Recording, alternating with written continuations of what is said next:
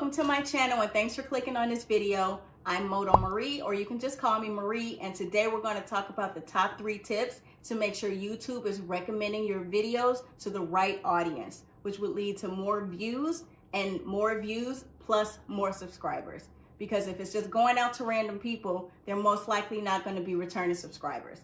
So I'm going to give you 3 tips, so it's going to be a short video, but make sure you hang on to the last one because I'm sure you might not have heard this one before, and it's really important. So tip number 1, if you've already taken the big step of uploading your first video, then congratulations to you. But you might not be super excited about it if you don't think your video was getting enough traction. So I'm going to tell you, and this might be hard to do because I'm sure you're proud of all that work, is to take that video down. I'm not saying to scrap it. I'm not saying to press delete permanently, but you want to remove it from public to private and then make a couple tweaks and changes. So one of the changes that you might need to make is your thumbnail. So we all know the thumbnail is one of the most important things, but sometimes we think important means crazy or wild or loud. That's not necessarily what that means. We want it to be eye-catching. We want it to be different and stand out among the rest. But if you are a channel that is promoting yoga and meditation and your thumbnail is vibrant pinks and purples and blues and neon colors, most likely that's not going to reach or attract the right audience that you want. So you might need to go ahead and take a look at the thumbnail you have and make some revisions. Same with the title. You want to make sure you're being specific, but also vague enough to make them interested in clicking on the video. So what I mean by that is if you are uploading the recipe to the best mac and cheese ever, you didn't want to just say best mac and cheese recipe, you wanted to stand out. So you put something more like, oh, I'm the best chef, here's what I made today. That's nice, and you might be the best chef, but if you really want to get across that you're actually putting in a recipe, you're showing people how to make something, that might be a little too vague and might not get the views that you want. So basically I'm saying don't necessarily start from scratch and get rid of the video, but just pull it from public view and reassess if you need to do the thumbnail and the title.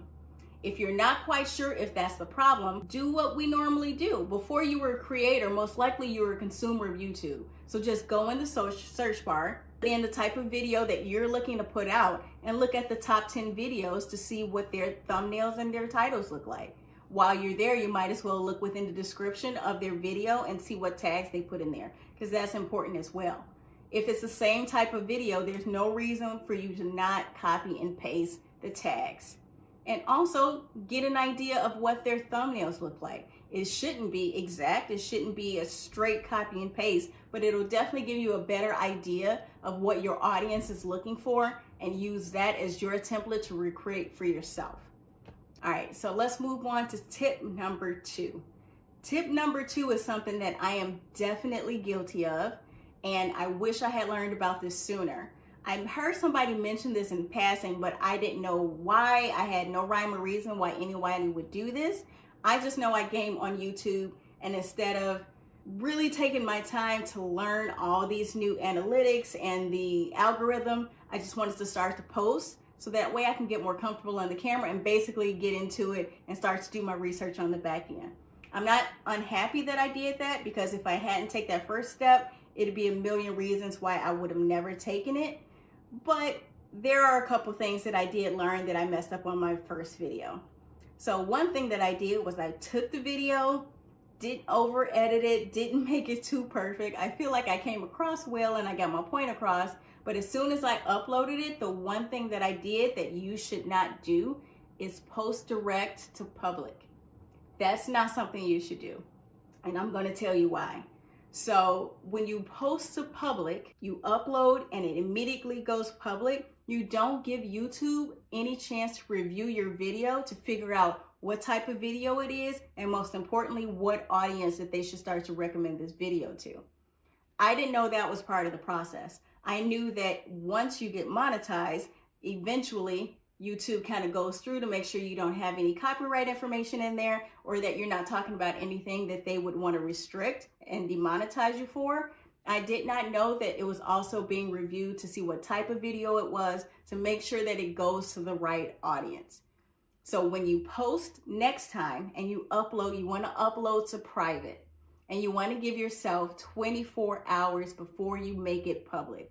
That has given YouTube a chance to review your information and decide what audience that this would be best for. Game changer in my opinion. And when I started to reach out to different YouTubers, they are very kind enough to respond to me. They agreed 100% since day one. They have been doing this. So this is something that really, really works, and we have to start doing it. So upload your video, leave it on private. 2 things that you need to know. If you say you're uploading on Sunday, but you will have a 12-hour shift, you're too busy to actually post it on Monday, all you have to do is schedule it. Scheduling is easy. You can do it right in the app. You can post it and then make sure you have it, you can post it to private and then make sure it goes public the next day, 24 hours later. And you can just schedule it and it's automatic. Also, if for some reason that you're not going to be on Wi-Fi or even without data for some reason, once your video is already uploaded, you don't have to be on Wi-Fi to have access to post it to private or to public. So no excuses. So as soon as you upload, 24 hours later, either schedule it or manually go in and post it to private.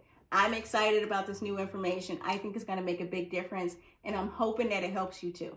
All right, so if you hung around this long, this is the time that I'm going to ask you. If you're still here, it would mean the world to me if you commented, subscribed, and liked the video. Makes a big deal, as you know, but most of us here are new creators. So if we want to support each other, go ahead and comment below and let us know what your channel is about and how many subscribers that you're at. If you choose to, and it would be great if you did, pick maybe 3 or 4 other channels and then subscribe to them for them to subscribe back. So if you comment here to sub and sub back, then somebody will reply to you that they sub to your channel, and you can do the same for them. That's how I've gotten a few of my recent subscribers. And not only that, I found some really awesome channels that I would have enjoyed finding anyway. So that's something that we can do together to support each other, because you watching my video doesn't mean it takes away from anybody else's videos getting watched. There's room on this platform for everybody, and I think we're all excited about this new opportunity. So go ahead and just drop a like and comment in the comment section below. So the third tip is, so a lot of us are new content creators, and I would say most of us has probably had a YouTube account previously, but a lot of people, it sounds like they wanted to have a fresh start, a separate channel for their content creation, and they created new accounts, and then they're starting to upload all these videos. So what I found in my research of saying is that YouTube is not pushing those videos out as much because it doesn't know that you're a human being. It thinks that it's a bot that created a channel that wants to push out a bunch of AI information. And so it's not pushing those out as much as accounts that are a little more established. So if you wanted to go ahead and make sure that's not an issue, whether you think it's true or not, I'm not taking a chance. I'm using my old account that I've had for 10 plus years with all the likes and the comments that I've already put on there. I don't need to start from scratch because I don't want any issues. If for some reason you never had a YouTube account, which would be kind of crazy, but even if you didn't have a choice and you had to create a new account, make sure you're commenting, liking other videos, watching other videos, so you're showing the algorithm that you are a real person. So that's the way to beat that if you just had to create a new account. But if you had a choice, use the one that you already had established, because that will make sure that there is no issues and they don't think that you're just a bot. Thanks for hanging out, guys. I really appreciate you coming and clicking on this channel. Good luck to you and all your endeavors, and have a nice day. Thanks.